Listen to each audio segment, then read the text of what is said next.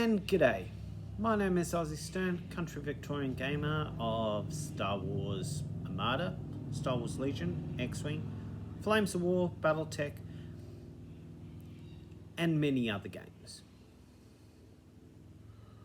To start off with, welcome to my shed. Unfortunately, I am out here today to do this video simply because I've got a bit of jobs happening inside, so unfortunately it's a little bit noisy in there. Yes, there is a road nearby sort of thing, so you might hear motorbikes or trucks or whatever in the background, but hopefully it won't be too noisy for you to enjoy. This video is going to be revolving around the T-47 Airspeeder for Star Wars Legion. Now, you would have seen from my couple of previous videos that I purchased a T-47 from Garfie's Games, which was a 3D printed version of the T-47. And I also mentioned that I had a normal T-47 coming from Atomic Mass Games sometime in the near future. And I was going to do a direct comparison between them and also another T-47 that I had in my collections already from WizKids. So that's going to be the crux of today's video, taking a look at them, see what is the same between all of them, and also what is different. Please enjoy. So here are my three versions of the T-47 Airspeeder. The one on the far left is from WizKids Star Wars game. Came as a one piece, very much in plastic. The middle one is the T-47 that I purchased via Garfie's Games. And the one on the right is from Atomic Mass Games.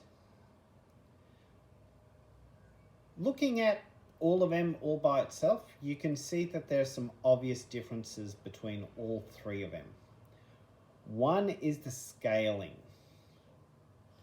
Now, if I was to move my WizKids one to the front, and the Atomic Mass Games one, you note both of them are pretty much almost the same size. Obviously, seeing it's plastic, there is some warping of the gun barrel, but ignore that. But generally, when you talk about the length and the width of the model, both of them are generally the same.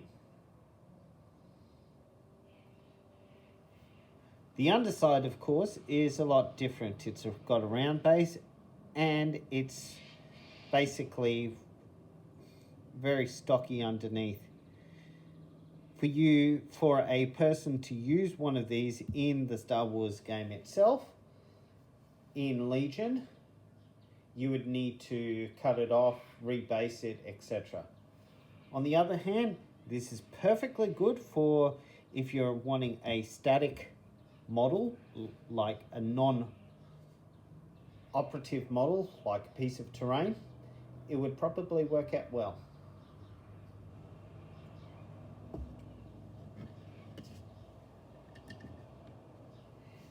Now, the Garfie game, and I believe it was done by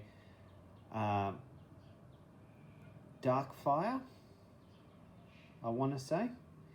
Either way, you'll notice that it is significantly larger. It is larger by approximately, lengthwise, another 1 to 1.5 centimeters. Widthwise, same thing, 1.5 centimeters. If I was to directly put it on top of each other, yeah, you can definitely see that it's quite large.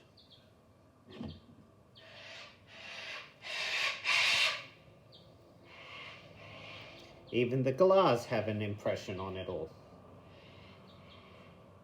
But what's so good about this Garfi game model that is different from the one that we can get from Atomic Mass Games? Well, simple reason. For those of us that are painters that actually enjoy doing a lot more difficult jobs, it's the whole idea of the canopy and the interior workings. We have a number of individual pilots, helmets, and canopy choices that we can go through to customize, to make it a little bit more special in many ways. And seeing it will be up here on a flying base, it doesn't quite matter about the actual size itself. What matters is the base, because we measure from the base as to how far it can shoot, how far it can move. So it could be as small as a micro machine or as large as an A-wing size, or anywhere in between, as long as the base stand is the same. That is the primary thing. You work out your shooting from the angles, arcs. So when it comes to what I plan to do with this model, these two, I do plan on painting them up. I do plan on using both of them. I will probably try and make sure that this one and this one are not exactly the same in terms of painting style. What I might do is, like, I may use the Garfi one for most of my gameplay casuals, while I use this one for more tournaments if I get to any tournaments. I'll also be looking to try and use the same base and stem for both of them. But rather than going for this high stem, I may also go with another stem type that will allow me to make a little bit of a change. I found these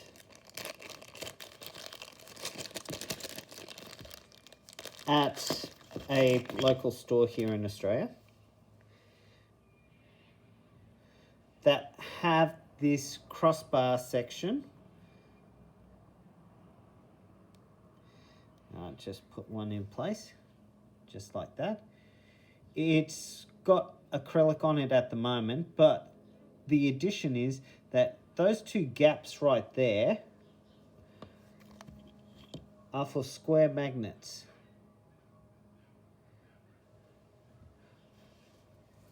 So the magnets go in here and get glued in place. Then it's got a set of round magnets that you can then drill in holes to reciprocate into the cross section. This will then hold it in far more securely than some of the other types. It is for 40K, however, so the exact scaling for this is slightly different. But on the other hand, this one here has quite a wide base. So I could trim this down or use a Dremel to increase the size of this one, and same with that one, to actually fit in this pivot. And like the pivot, although about half the size, still pretty good.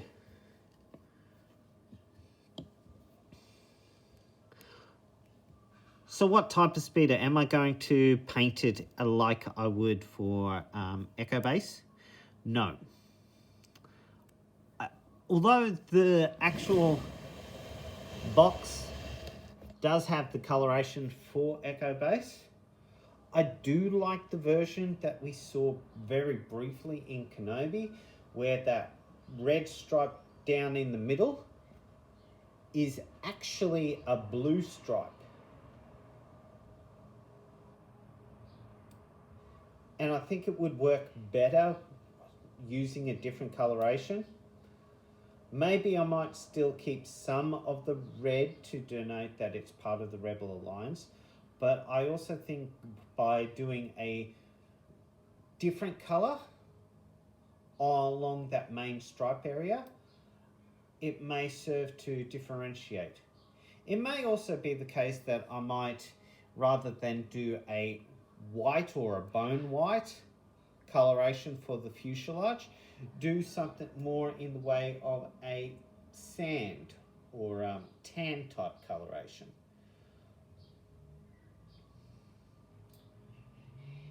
Either way, once I've finished painting it, I will be doing another update on this channel just to show you what I've done.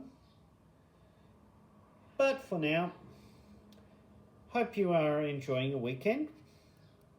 Stay safe, stay warm if you're in the southern hemisphere like myself. And I will see you on the table next time. Bye for now.